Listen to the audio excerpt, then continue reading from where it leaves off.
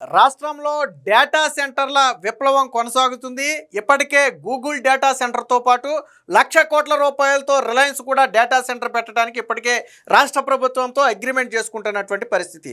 మరి ఈ డేటా సెంటర్ల విప్లవం పెరిగినప్పుడు వాటికి అవసరమైనటువంటి ఇతర ఎక్విప్మెంట్ కూడా రాష్ట్రానికి రావాల్సి ఉంటుంది. సాధారణంగా డేటా సెంటర్లకు ప్రధానంగా కూలింగ్ సిస్టమ్ కావాలి. మనం ఏసీ అంటాం కదా, సో అలాంటి కూలింగ్ సిస్టము డేటా సెంటర్కు అత్యంత ఇంపార్టెంటు. సో అలాంటి డేటా సెంటర్కు మరి ఆ స్థాయిలో కూలింగ్ సిస్టమ్ కావాలి అంటే అది కూడా ఆంధ్రప్రదేశ్లోనే ఉత్పత్తి అయ్యి తయారు చేసి అందించగలిగితే ఖచ్చితంగా రాష్ట్రానికి వరం లాంటిదే. ముఖ్యంగా గూగుల్ లాంటి డేటా సెంటర్లకు అది ఎంతో ఉపయోగపడుతుంది. సో దానికి అవసరంగా ఉన్నటువంటి ఆ డేటా సెంటర్లకు అవసరమైనటువంటి కూలింగ్ సిస్టమ్ని ఏర్పాటు చేయడంతో పాటు రాబోయే 2 ఏళ్లలో దేశంలో ఉత్పత్తి అయ్యే మొత్తం ఏసీలలో 2027 నాటికి 60% ఏసీలను క్యారియర్ సంస్థ ఉత్పత్తి చేయబోతుంది. 2030 నాటికి దాదాపుగా 80% ఏసీలను క్యారియర్ సంస్థ ఉత్పత్తి చేయబోతుంది. భవిష్యత్తులో 100% ఏసీలు ఆంధ్రప్రదేశ్ నుంచి తయారైన ఆశ్చర్యపోవాల్సిన అవసరం లేదని చెప్పి నారా లోకేష్ గారు అయితే చెప్పడం జరిగింది. సో రాష్ట్రానికి వారానికో పరిశ్రమ, నెలకో శంకుస్థాపన చొప్పున రాష్ట్రంలో పరిశ్రమల రాక 3 పువ్వులు 6 కాయలుగా సాగుతుంది. అందులో భాగంగానే ఈ డేటా సెంటర్ల విప్లవానికి అనుగుణంగా దానికి కావాల్సినటువంటి కూలింగ్ సిస్టమ్ అందించడానికి క్యారియర్ సంస్థ అయితే ముందుకు వచ్చింది. దాదాపుగా 1,000 కోట్ల రూపాయల పెట్టుబడితో 3,000 మందికి ఉపాధి కల్పించడంతో పాటు ఈ ప్రధాన డేటా సెంటర్లతో పాటు దేశంలో ఏసీలు అనేవి రోజు రోజుకి ఎంత పెరుగుతున్నాయో మనందరికీ తెలుసు. సో ఆ దేశం మొత్తానికి కావాల్సిన మొత్తం ఏసీల్లో సగానికి పైగా ఏసీలు తయారు చేసే సామర్థ్యం ఉన్నటువంటి సంస్థగా ఈ క్యారియర్ అయితే ఎదగబోతుంది. దీనికి భూమి పూజ కార్యక్రమాన్ని నారా లోకేష్ గారు తిరుపతిలోని శ్రీ సిటీలో చేయడం జరిగింది. సో ఆ సందర్భంగా ఆయన మాట్లాడారు. భవిష్యత్తులో ఏసీల వినియోగం అనేది పెరగబోతుంది. ఇప్పుడు ప్రతి ఇంటికి ఒక ఏసీ ఉంది. ఈవెన్ పల్లెటూర్లలో కూడా ఏసీలు విరివిగా వాడుతున్నారు. ఒకప్పుడు పల్లెటూరులో ఏసీలు ఉండేవి కాదు, కానీ ఈ రోజుల్లో పల్లెటూర్లకు కూడా ఏసీలు వచ్చాయి. ఒకప్పుడు ఇంటికి ఒక ఏసీ ఉంటే ఇప్పుడు గదికి ఒక ఏసీ, హాల్కి ఒక ఏసీ ఉండే పరిస్థితి నేడు వచ్చింది. అంటే ఏసీల వినియోగం ఏ స్థాయిలో పెరిగిందో మనం అర్థం చేసుకోవచ్చు. ముఖ్యంగా ఈ వేసవికాలం 2-3 నెలల్లో ఏసీల వినియోగం ఏ స్థాయిలో ఉంటుందో మన అందరికీ తెలిసిందే. సో అలాంటి ఏసీలను అంటే మన రాష్ట్రీయంగా తయారు చేసి దేశం మొత్తానికి సప్లై చేయబోతున్నారు. పైగా ఇక్కడ యువతకు ఉపాధి అవకాశాలు కల్పించబోతున్నారు. రాష్ట్రానికి కూడా అది ఒక ఆదాయ వనరుగా మారబోతుంది. సో అలాంటి సంస్థకు నారా లోకేష్ గారు అయితే శంకుస్థాపన కార్యక్రమం చేశారు. ఆ ఫోటోను మనం ఇక్కడ చూడొచ్చు. దీనికి సంబంధించిన వార్త ఒకసారి వచ్చి చూద్దాం. 2028 నాటికి 80% ఏసీల ఉత్పత్తి ఏపీలోనే. క్యారియర్ పెట్టుబడులు సీఎం పై నమ్మకానికి నిదర్శనం. అంటే ఇదే సంస్థ దేశంలో ఎక్కడికి వెళ్ళినా కానీ బ్రహ్మరథం పడతారు.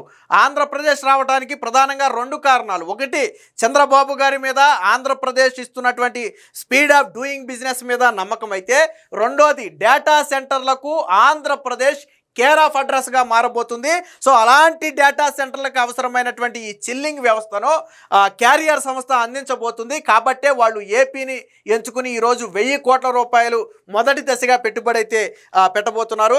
క్యారియర్ సంస్థ ఆంధ్రప్రదేశ్లో పెట్టుబడులు పెట్టడం ముఖ్యమంత్రి చంద్రబాబు విజన్పై ఉన్న నమ్మకానికి నిదర్శనం అని చెప్పి లోకేష్ అయితే పేర్కొన్నారు. ప్రస్తుతం డేటా సెంటర్ల వినియోగం పెరుగుతుందని, అందులో ఏపీ ముందు వరుసలో ఉందన్నారు.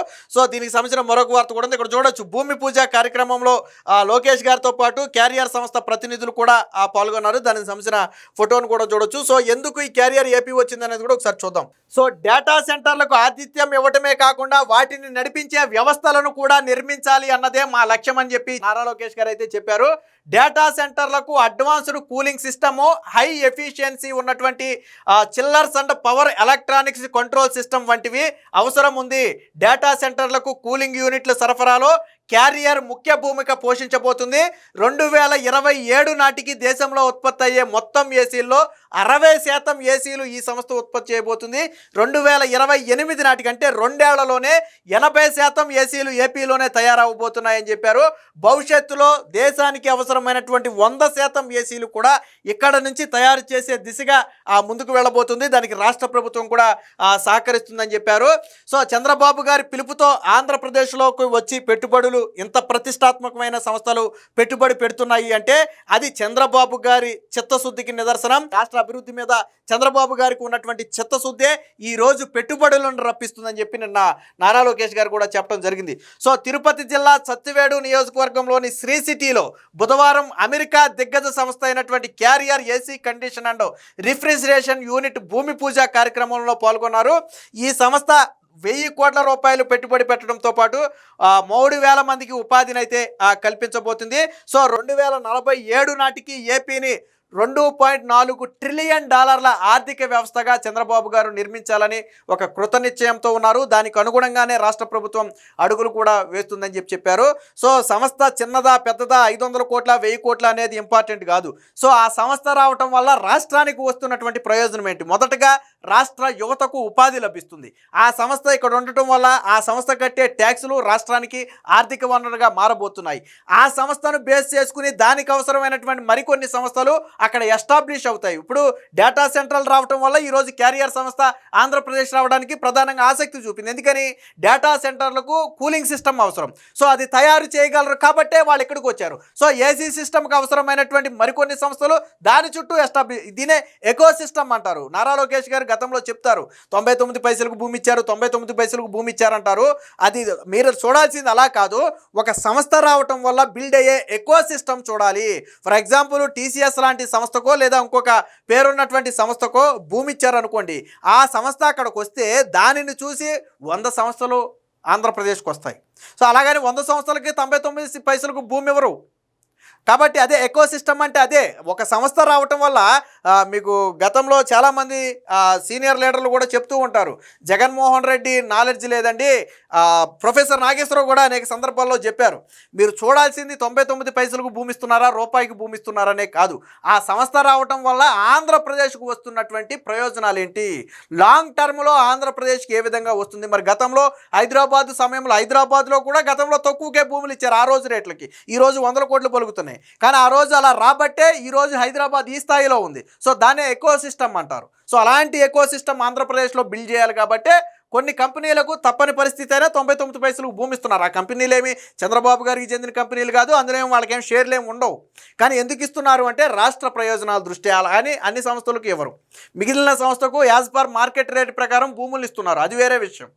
సో కాబట్టి ఇప్పుడు ఈ ఏదైతే డేటా సెంటర్ల విప్లవం ఆంధ్రప్రదేశ్లో రాబోతుందో, డేటా సెంటర్కు కేర్ ఆఫ్ అడ్రస్గా ఆంధ్రప్రదేశ్ మారబోతుందో, అలాంటి సంస్థలు రావడంతో ఈరోజు క్యారియర్ లాంటి సంస్థలు ఆంధ్రప్రదేశ్కి వచ్చాయి. నేను అదే చెప్పా, డేటా సెంటర్ ఒకవేళ ఆంధ్రప్రదేశ్ వచ్చి ఉండకపోతే క్యారియర్ సంస్థ వచ్చేది కాదేమో, వేరే రాష్ట్రం వెళ్ళేవాళ్ళేమో. ఆ డేటా సెంటర్ వేరే రాష్ట్రంలో పెడితే వాళ్ళ అవసరం అక్కడ ఉందని చెప్పి అక్కడికి వెళ్ళేవాళ్ళేమో. మరి గూగుల్ రావటం వల్ల ఉద్యోగాలు వస్తాయా, గూగుల్ అనేది ఒక గోడౌను అని మాట్లాడిన వాళ్ళు ఈరోజు క్యారియర్ సంస్థ ఎందుకు వచ్చింది? ఆ సంస్థ అవసరం ఆ సంస్థకు ఉంది కాబట్టి క్యారియర్ లాంటి సంస్థ వచ్చింది. ఇది అమెరికా దిగ్గజ సంస్థ, ఇదేం చిన్న చిత్తగా సంస్థ కూడా కాదు. సో మొత్తంగా ఏది ఏమైనా రాష్ట్రంలో పరిశ్రమల వెల్లువ సాగుతూనే ఉంది.